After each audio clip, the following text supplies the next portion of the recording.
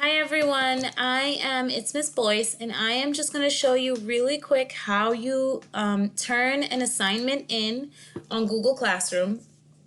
You have to be really careful because you can do all your work and then never turn it in, and then your teacher won't know that you've done your work. So I'm just going to show you really quickly how you do that. Just to review what Google Classroom looks like, when you're in your classroom, this is how you know you're in your classroom. It would say the name of your classroom. Many of you will have a bunch of classes now. You might have, Miss Cano's art class, and you might have the coach's PE class, and then you'll have your homeroom teacher, or it might be separated by subject area. But I'm going to show you using this class because it's the classroom that I try things out in the most. So this is my classroom, and you'll notice that it has a stream, it has classwork, people, and then it would have grades, right? So everything that happens in your classroom is going to be on this page where it says stream. It's kind of like your news feed, right? But your classwork is assigned, and your teacher is going to organize it the way that it makes most sense depending on the subject and the teacher. But the way I have it organized is by grade levels that I work with, right? So I'm going to go into an assignment, but first I'm going to log in as a student. Actually, it's going to look different now because this is my daughter's classrooms. But I'm still going to be in this one classroom that I was working with, but I'm logged in as her, right? I'm logged in as a student. So this is exactly what it looks like to her.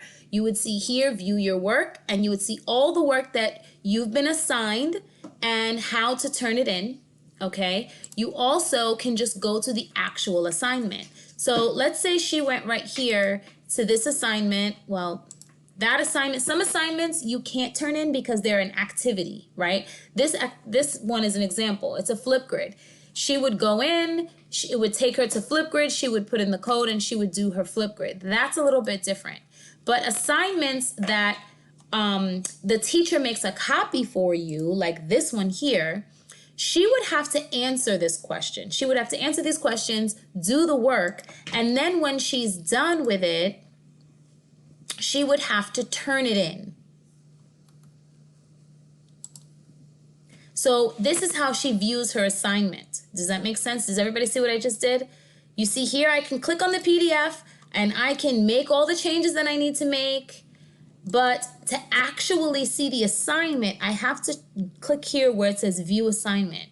Now, this is the work this is my copy, and it'll say student Hannah Boyce because that's hers.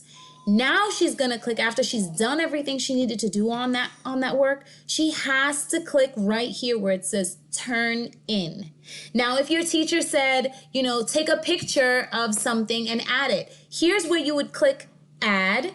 You would go to your pictures, maybe your Google Drive. You have something in your Google Drive that you need to add. Maybe she needed to add a think up page, whatever. If she had to take a picture of something, she might attach it. This one's not going to attach because of the type of file it is, but she would attach it there, and then she would click turn in.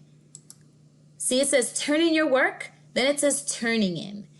And this is the only way that your teacher can tell that your work has been done.